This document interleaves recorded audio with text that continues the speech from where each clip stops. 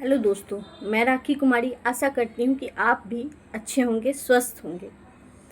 हाल फिलहाल में मैंने एक न्यूज़ देखा जिसमें दिखाया जा रहा था कि जितने भी धनतेरस के अवसर पर चांदी के सिक्के बनाए जा रहे हैं, सभी में 20 से 25%, 30%, 40% तक ही चांदी है। बाकी के अदर्स मेटल मिलाए जा रहे हैं, यानी कि दूसरी धातु मिलाई जा रही है। तो मैं सभी महिलाओं, जितनी भी घर में काम करने वाली महिलाएं हैं, बाहर काम करने वाली महिलाएं हैं, जो एक एक रुपया जोड़ के धनतेरस के अवसर पर सिक्का लेने जाती हैं, चांदी के सामान लेने जाती हैं, तो मैं उनसे ये कहना चाहती हूँ कि आप जब भी कोई वस्तु खरीदें, जब भी कोई चीज़ खरीदें, तो उसके बारे में अच्छे से जान लें, उसको परख लें, उसके बाद खरीदें। उसका हॉलमार्का देखें कि वो कितने परसेंट उस पर चांदी है या नहीं है।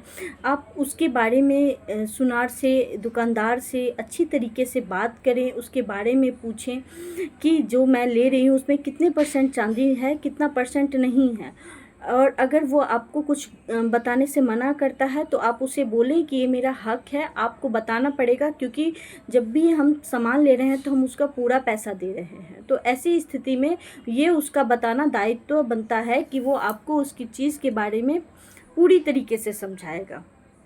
और दूसरी बात ये कि जब भी हम चांदी का सिक्का ले तो लेते हैं और हम अपनी पैसे की कमाई भी दे देते हैं उसको, और वो उसके बदले में हमें 30 से 40% का ही चांदी देता है। तो ये ऐसे में हमारा पैसा पानी में चला जाता है और हम सोचते हैं कि हम चांदी खरीद के ला रहे हैं, लेकिन ये सरासर गलत है। हम ऐसा नहीं करते हैं, हम चांदी नहीं, हम कुछ और ख़रीद के घर ला रहे हैं।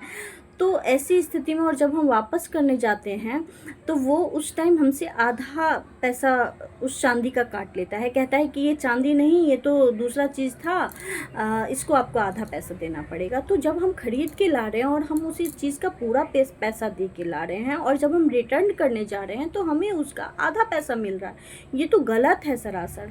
तो ऐसी स्थिति में आप कुछ भी लेने से पहले, और चांदी लेते वक्त हम लोगों से थोड़ी सी मिस्टेक ये होती है कि हम लोग सोना लेने टाइम में सरकार ने, गवर्नमेंट ने हॉलमार्का का कानून किया है।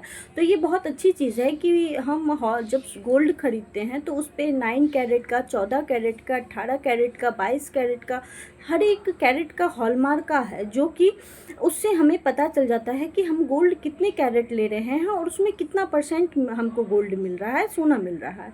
लेकिन चांदी की स्थिति में ऐसा नहीं होता है। हम नहीं समझ पाते हैं कि इसमें कितना परसेंट चांदी है और कितना परसेंट दूसरा मेटल मिलाया गया है या दूसरा धातु मिलाया गया है। तो ऐसी स्थिति में आप सुनार से, दुकानदार से डिस्कस करें, पूछें, पूरी जानकारी लें। अगर वो किसी भी तरह से आपके साथ धोखाधड़ी करता है तो आप उसके ऊपर कानूनी कार्रवाई कर सकते हैं। और साथ ही जब भी आप कोई भी सोना या चांदी की चीज़ें, वस्तुएं खरीदें तो उसे आप बिल के साथ खरीदें। जब भी वो आपके साथ धोखाधड़ी करे तो उसके ऊपर कानूनी कार्रवाई करते हुए आपके पास एक साक्ष्य होना चाहिए, लिखित साक्ष्य होना चाहिए, ताकि आप उसे कड़ी से कड़ी सज़ा दिलवा पाएंगे। धन्यवाद।